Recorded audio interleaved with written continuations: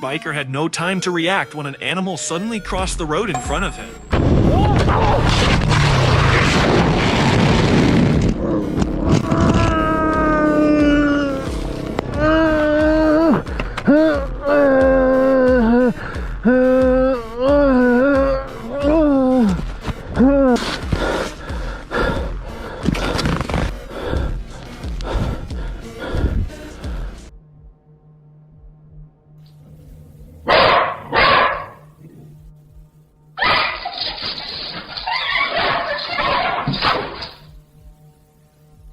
Uploaded on August 13th of 2024, this video comes from TJ, an outdoor enthusiast known for documenting his camping, hiking, and kayaking trips across Alabama. This guy's genuine, you can tell. His channel is usually filled with peaceful moments. He loves the water, quiet reflections at the end of the day, and the simple joy of being outdoors. But let me tell you, this trip is nothing like that. What began as a relaxing weekend by the lake would quickly turn into one of the most dangerous nights he had ever experienced in the wilderness. TJ planned to spend a few nights near one of his favorite lakeside camps, fishing, kayaking, and just enjoying the hot Alabama summer. The conditions couldn't have been better. Sunlight across the water, warm air drifted through the trees, and waves lapped gently against the shoreline. It's the kind of day every camper hopes for. The skies, the water, no reason at all to feel uneasy. But nature has a way of shifting the balance without warning. It's actually not even 8 o'clock in the morning yet, and it's already 80 degrees outside here in Alabama.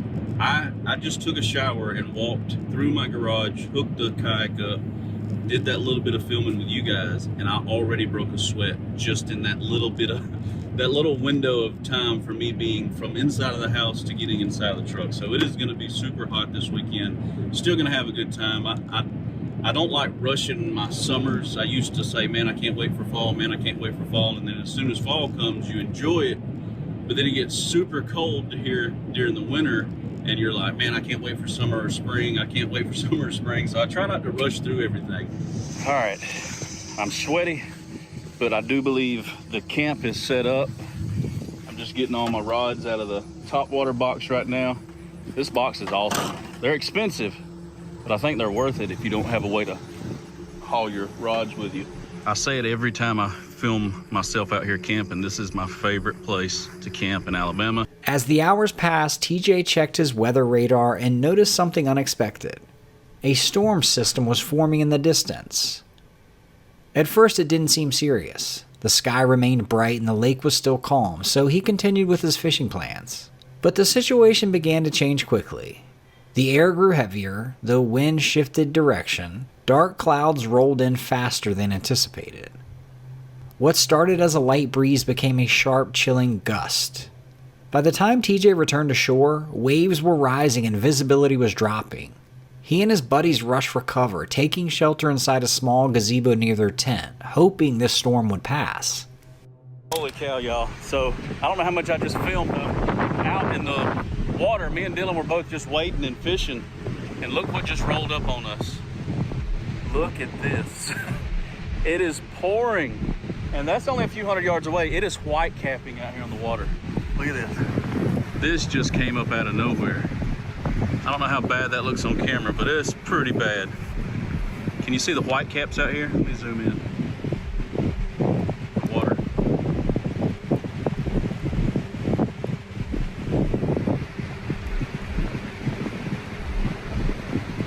We're kind of hoping it goes around us.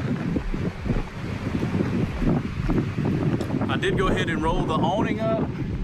I left the tent up because I've got my stuff in it, and in order for me to close that tent, I have to take all of my stuff out, and I don't really know if I have time. I don't want to be caught in the middle of it because it's legit. It's raining right here. Look at that. It's like a black wall. It's raining on the other side of the water from us, and it's blowing directly in our face. We've had something pop up on us right here, and it is bad, y'all. I don't know if you can tell, but we're inside of this gazebo holding it down, and it's picking me up. Holy shoot. This is nuts. Bro, I hope we ain't got no tornado popped up on us. Oh, shoot. Oh my God. Instead, the weather intensified. Powerful winds tore through the trees, snapping branches and sending debris crashing to the ground. In just minutes, everything changed. One moment they were enjoying a peaceful summer evening, the next they were fighting to stay safe beneath a structure that felt like it could collapse at any second. The transformation was sudden and terrifying. The tent thrashed violently in the wind, rain hammered down, visibility dropped to nearly nothing, each sound a reminder of how vulnerable they really are. If the tent failed, or a tree fell the wrong way, there's no time to react. Oh my goodness, y'all, look at this. You can't see the other side of the lake at all.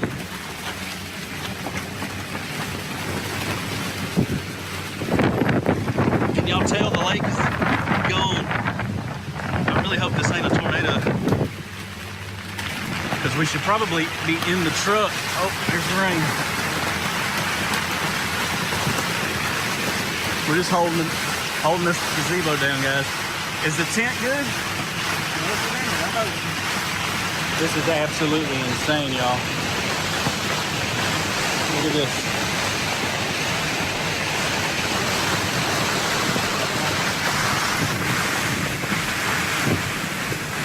Oh, stuff falling out of the tree. Oh, that looks real. Oh.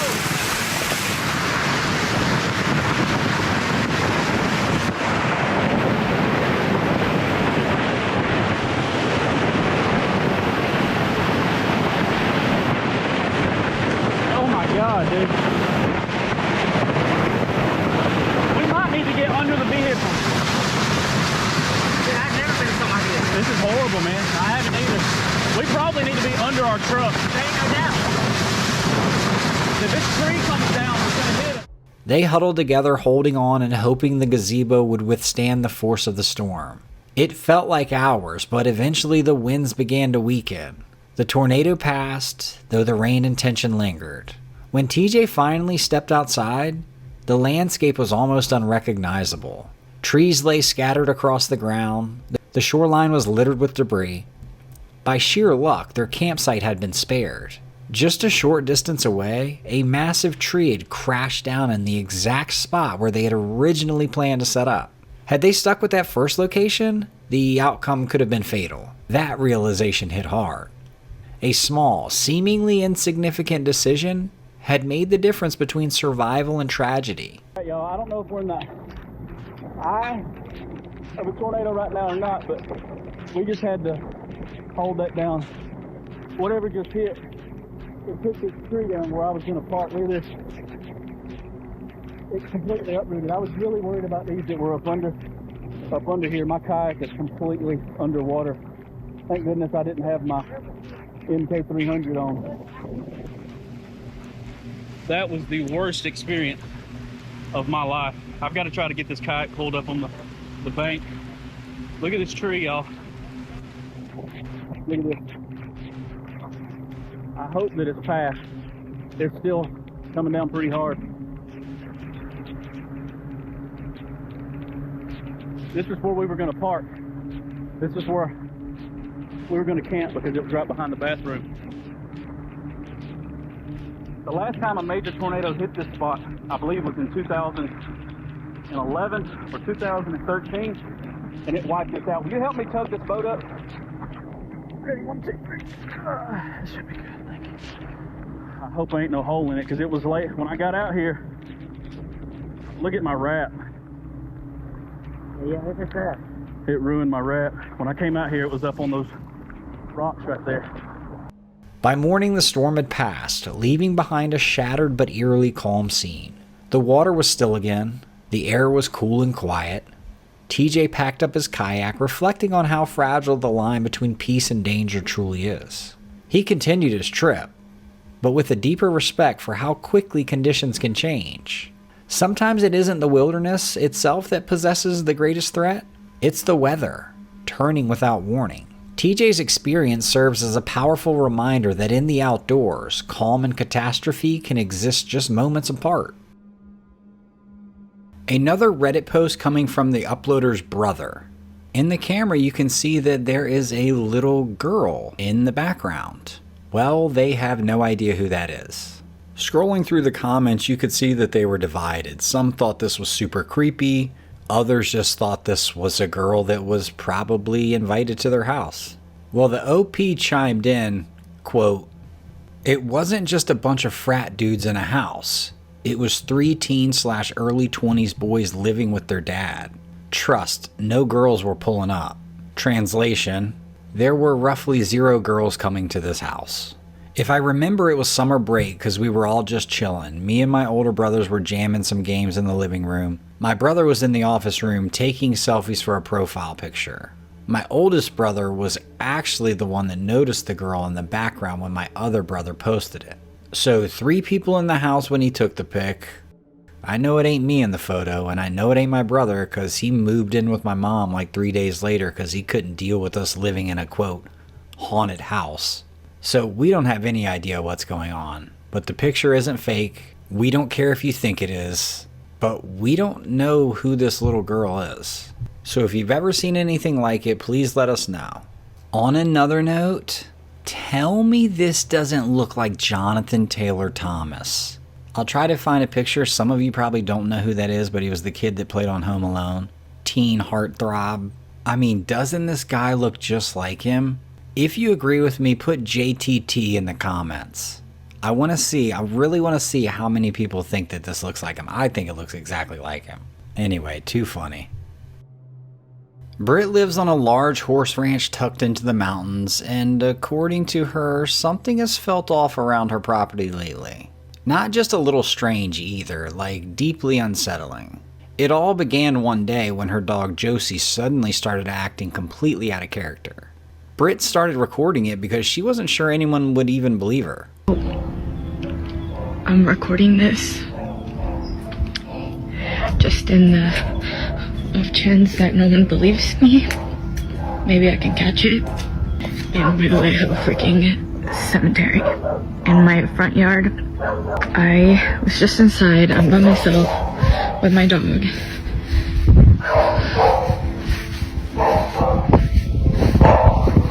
She's up in that room upstairs. You can really hear her working for me. Josie? Josie?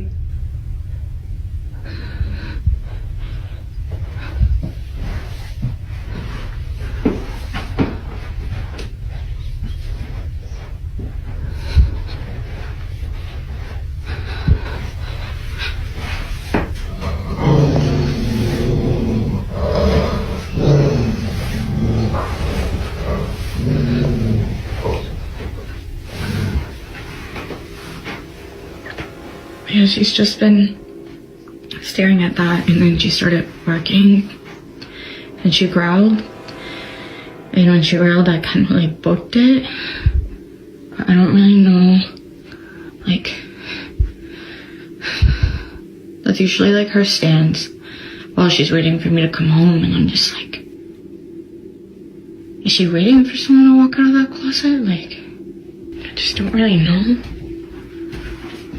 what she's staring at. Because again, like, this is usually how she looks when she's waiting for me to come in, and I'm just like,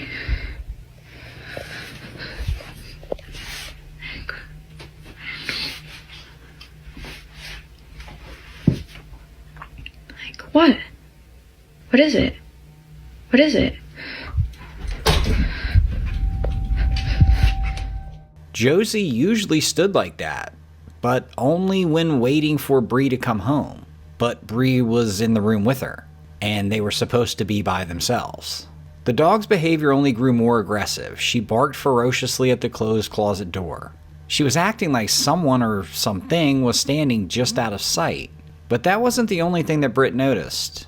Check this out. Out front of the house sits a small private cemetery. Several of Britt's family members are buried there, along with a number of beloved pets. Recently, Josie had begun staring toward the graves as well. Josie?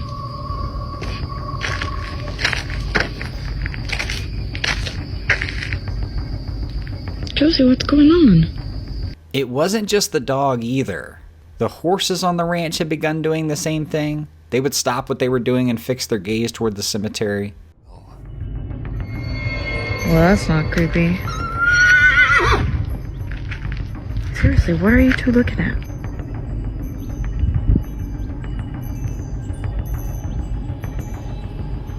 What is it?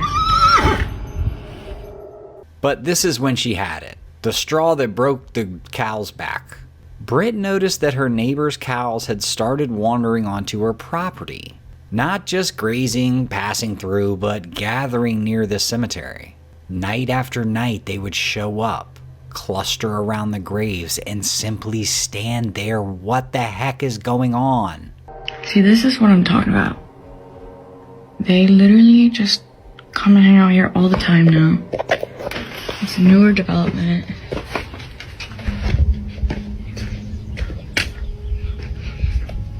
Like, why? They just kind of come and literally graze around this area. And they just kind of will freeze and won't move. So, yeah.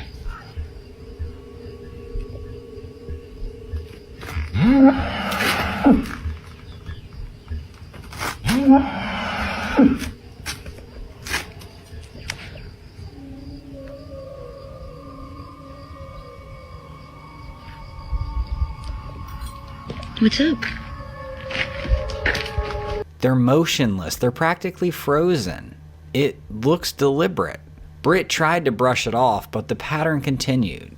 And it's not like these animals were just doing this during the day. They're there at night. I mean, this is weird. Well, one evening, things took a disturbing turn. Britt ordered food through Uber Eats. When the driver arrived, he immediately noticed the cows gathering near the cemetery. Britt tried to explain to him that the cows weren't hers and that they'd been appearing every night. The guy's like, bro, I don't care. I need to get out of here.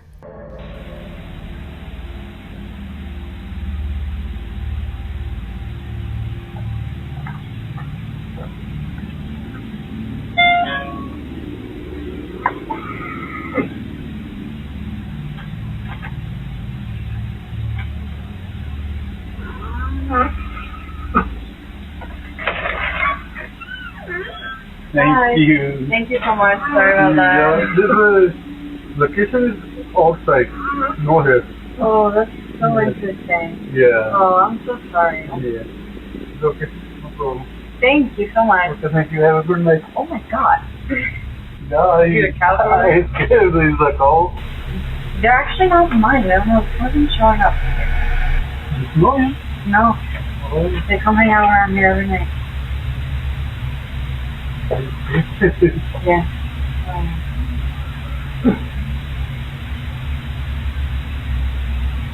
What would you do if this happened in your house? Oh my god.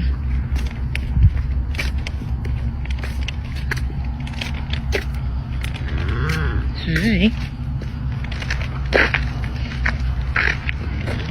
Okay, thank you. Thank you. See, this is what I'm talking about. Every freaking night, like even at night, they even come and hang out here, and they just like stand and like.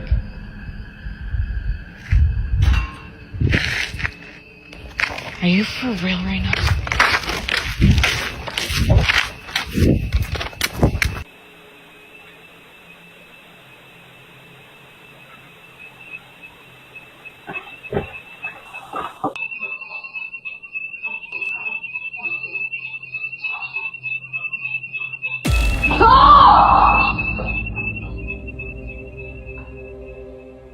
As Britt stood outside pointing out the animals, something else happened. An alarm inside the house suddenly went off.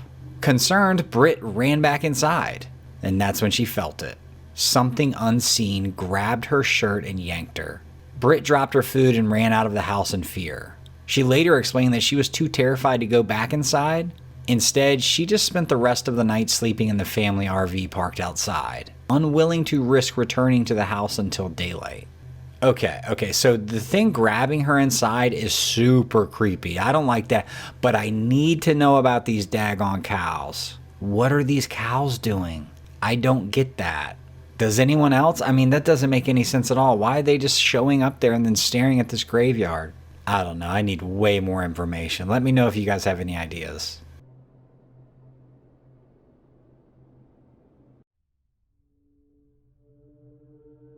A Reddit user posted that she and her family recently took a trip to Olympia, Washington. They spent time hiking along a forest trail, they camped, they had tons of outdoor fun. There were 5 of them in total. One day while hiking, the 5 of them found a cool trail in the woods. 4 of them continued ahead while her sister hung back to take photos of the path behind them. She said she was drawn in by how peaceful and beautiful the forest looked at that moment. Well, she might want to retract that statement. Later, when reviewing the image, something strange appeared in the distance. A figure, dressed in potentially a blue dress, possibly holding an axe or a scythe. The image is blurry only because it was magnified to reveal the figure, but it's clearly there. The original uploader wanted it to be known that her sister, quote, is careful about her shots and hates having people in them, so she made sure no one was in frame before taking the picture. She said her sister only takes pictures of scenery, still lifes, never any people. There's no way she would have taken that picture if there was a person in it. To me, that adds a little credibility to this. I'm intrigued. I want to know what the heck this is. Check out these old trail cam pics taken near a swampy cemetery in North Carolina. The man who posted these is a local state trooper. He said he posted them online just to get people's thoughts because he's truly shocked at what he's captured. The original poster said that basically this is a small community, everyone knows everyone, and that this guy is trustworthy. He's never posted anything like this and isn't the type of guy that just jumps around talking about paranormal whatever. As far as the pic, it's privately owned land, it backs up to the woods, there's no real foraging, there's no homeless camps nearby, no one living off the grid in the area. In the first pic, it looks like a lady with some type of skirt carrying an old pea pot. The second one is said that there's a little girl walking with the woman's arm around her shoulder in the second pic. We'll have to take their word for it for now, but if real, these are very intriguing.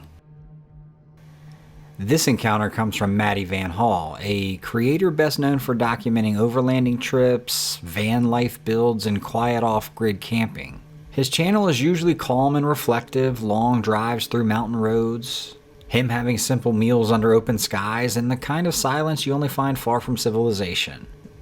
So the incident that took place on March 8th of 2024, but on the night of March 8th, 2024, that sense of peace was violently interrupted. Maddie and a friend had settled into a remote campsite beneath a clear, star-filled sky. The evening was completely still, until the sound of an engine shattered the silence. Out of nowhere, without warning, a pickup truck came barreling straight into their campsite. The driver didn't slow down or stop at a distance. He drove directly into their space, right up on them. Maddie's friend initially approached, likely hoping to talk things out, but the driver showed no interest in conversation. Something about his presence felt immediately hostile, they said. So, this didn't feel like a misunderstanding or someone accidentally wandering into the wrong campsite. Trusting his instincts, Maddie stepped in, trying to de-escalate the situation and asking the man to leave. Guy coming back here in this pickup truck, this guy is a problem. This guy's dangerous. I don't know what his problem is, if he's drunk or high. If you would have saw what he just did, I couldn't grab the camera in time, but all of the dust, he came right in front of our campsite, started doing donuts for a good 1 solid minute, and then drove away. Here, there he is. Black pickup truck. Yeah, this guy's up to something. What? He's coming up here. Oh man, Chocolate Man's out there confronting him. I gotta get out here and see what's going on. I couldn't even get out of the van because it was too dusty. Necessary? Huh? Was that necessary? There's a lot of people out here. Okay, do what you want, bro. Alright, go ahead. Do what you want, bro. Do what you want. Do what you want. Have a good time. Man, all you gotta do is just leave. Not really, but you keep moving. Just go. Now, eventually the truck pulled away, but the relief didn't last long. Only minutes later, the driver returned, and this time he wasn't alone. 2 more trucks followed him back toward the campsite, engines idling low as they positioned themselves nearby. No one spoke. They didn't exit their vehicles, they just sat there, watching them. The silence was intentional and intimidating. Maddie could feel it immediately. The way the vehicles were spaced, the way they stayed just far enough away to remain unseen in detail. It sent a clear message. This wasn't over. Earlier, Maddie had managed to capture the license plate of the first truck, but when the group returned, they had switched vehicles, keeping their distance so no identifying details could be recorded. I mean, that alone suggests that whatever they're planning isn't harmless. At that point, Maddie made the smartest decision possible. He didn't confront them, he didn't provoke anything, he stayed calm, gathered what information he could, and chose to leave. Quietly and deliberately, Maddie and his friend packed up their camp and drove out, careful not to draw attention as they disappeared down the gravel road. Alright, so I thought I had the video going, but all I got was a picture. So he went and got his crew, and they all came back, started swarming us, so bad stuff's about to go down. Alright, we had to leave. They acting like they got guns, so I don't want to die.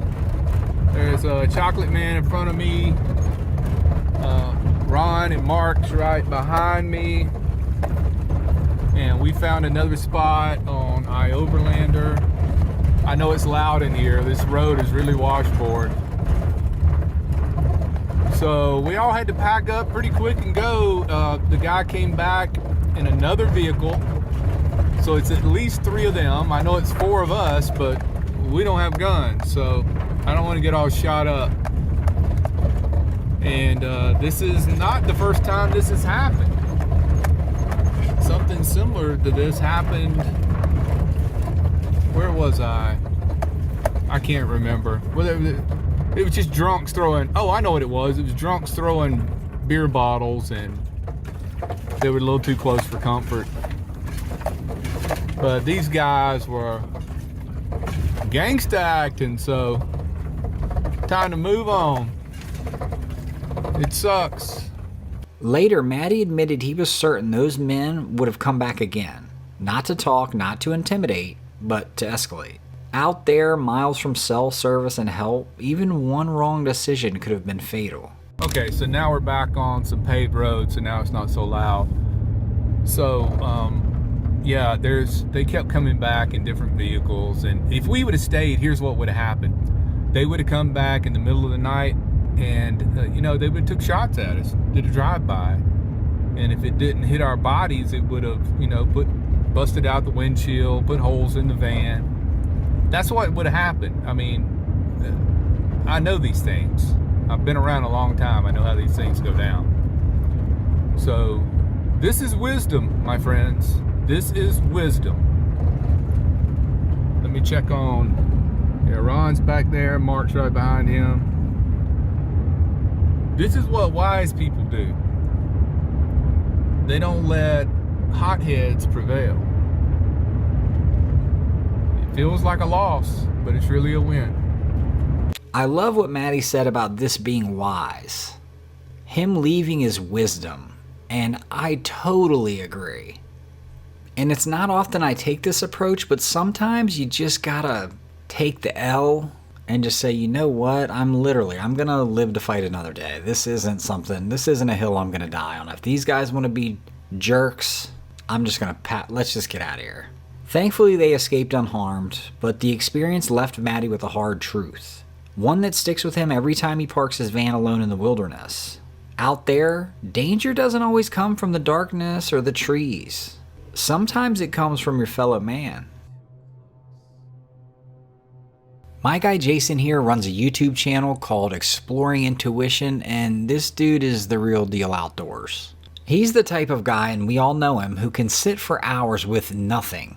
Just the wind, a campfire, his own thoughts. By April of 2020, he'd already combed through most of southern Ohio's woods. But one place kept pulling him back, Shawnee State Forest. He'd visited before, sure, but this trip wasn't another quick daytime scout. He wanted the full test.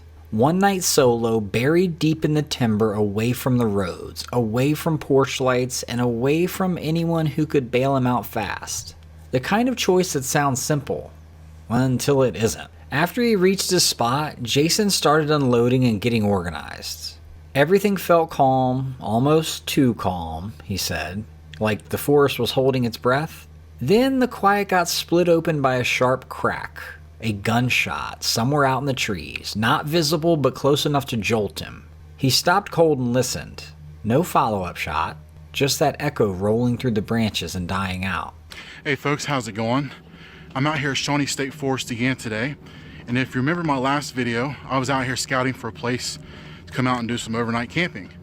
And I'm here at the same place, going to do some overnight camping tonight. My ride just dropped me off, so I'm going to be here all night and most of the day tomorrow. And it's something I've been looking forward to doing for a while, just come out and doing some camping and being alone in nature. Only have about 2 hours of sunlight left, so I'm in kind of a hurry to get my camp set up, and I also want to do a little bit of cooking. So I'll pick you guys back up here in just a little bit. Hey guys, so I was just getting set up here, and I heard some gunshots off in the distance and some people. It's kind of far off, but you know, the people I can handle. This is a public area after all. Gunshots not so much, you know. I'm hoping those just stay where they're at, but I'm gonna continue setting up camp and have a quiet evening, hopefully. And that's when the tension started. Jason tried to shrug it off. Maybe a hunter, maybe someone shooting way out, but something in his gut stayed lit up. That old instinct that says you're not alone. Still, he kept setting up camp, but he later admits that first gunshot felt like the start of something, not the end of it. As evening settled in and he finally started to relax, another sound crept through the quiet. Faint, but then clear. It wasn't a normal owl or cricket kind of noise. It was irregular, unfamiliar. It didn't fit in the woods. Needing a fire, Jason went searching for wood, and that's when he noticed the ground was basically stripped. Someone had been scavenging here recently. At first he took it as comforting. Oh heck, you know, people are camping here. This gotta be a decent spot. But then he started to remember stories and thought, hey, maybe this isn't always a good sign. So after a few adjustments, this is what I ended up with. I had to lower my ridgeline a little bit so that my tarp hung out a little closer to my hammock. And here in the hammock, I've got the sleeping bag put in already. And underneath the sleeping bag is this sleeping mat. And that should well keep me pretty well insulated through the night. Like I said, it's only gonna get down to about 42, so I should be pretty good to go. Running out of time. The sun's gonna set here in about a half an hour, so I definitely want to gather some firewood and get this fire started. May not have much of a fire tonight, having a hard time finding firewood. It's really scarce around here. People have really scavenged it really well, and that means people have been out here, so I guess that's a good thing that people are out here enjoying the trails and the campsites that are set aside for them. All right, so I got everything set up. I think I may have made it by the hair of my chinny chin chin just before sunset. So let's see if we can get this thing fired up.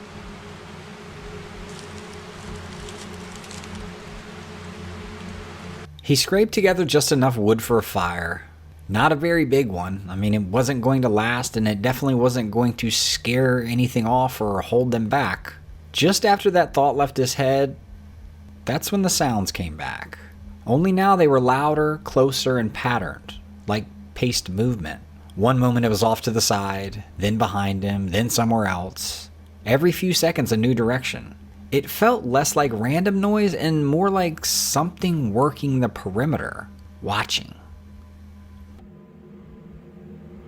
You hear that? It's coon dog, I think. That noise I've been hearing, I think it's people out doing some coon hunting. I think, even though it's kind of early in the day to be doing some coon hunting, I think normally you do that at night, but I'm not an expert. That's what it sounds like to me.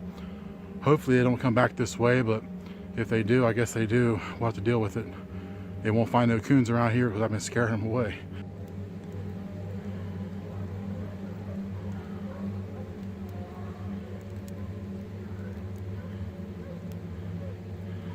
I'm not sure that's coon dogs now that I hear it.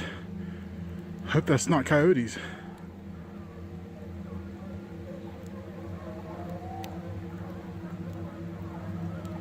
Well, I am armed just in case, so I guess we'll see what happens. Part of the fun of being out in the wilderness by yourself.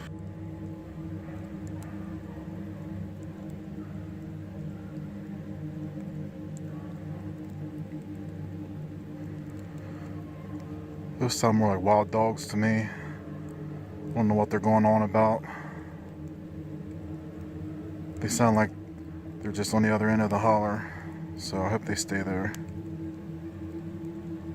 One dog's not too bad to deal with, but 8 or 9, that could be a problem. Jason kept his voice steady for the camera, but the nerves were still leaking through. He cooked anyway, like acting normal could force the night to behave. For a while the woods went quiet. Too quiet. Then the barking started again. Not one dog, multiple. Close enough to feel, but still out of sight. He did his best to stay composed, ate his food, and tried to pretend it was fine. Then, with a flashlight, he walked a short loop into the trees, maybe hoping to confirm it was just dogs and not something worse. He still came back, and that whole "I'm still being watched" feeling came with him. Well, it sounds like those dogs are getting closer. I might have some trouble tonight. I may have to stop cooking.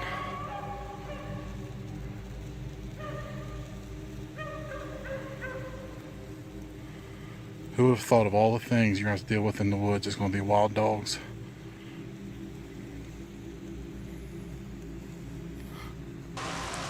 Well, it sounds like the dogs have started to go the other way, and I'm thankful for that.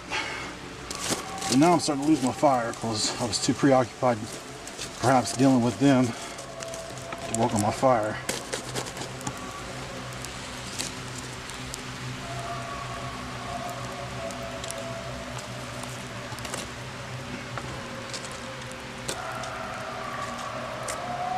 Well, it looks like this fish is done, so I'm going to dig in. Well, the more I listen, the more I think that those are hunting dogs and somebody's out training them. Because I can hear the guy down there now hollering for him to come back or something like that. For a minute he was doing a whoop, and it freaked me out because I don't know if you guys watch any other videos on YouTube, but when you're in the middle of the woods and you hear a whoop, that's normally time to get out of the woods, but so far so good. That night, Jason barely even moved. Every snap in the brush sounded like a step. Every gust throughout the canopy turned into a hiss, and every stretch of silence felt way too long. When morning finally showed up, he crawled out exhausted, shaken. But he made it. He didn't find any clear prints of animals or any other wildlife or people, no hard evidence. Just the leftover echo of those sounds and that stubborn feeling that he wasn't out there by himself. It's one of those nights you remember forever, even if you can't fully explain it. Tell me what you think happened out here. I've never done it, but if you've camped solo and felt watched, drop your story below. Or better yet, send it in so we can put it in a video.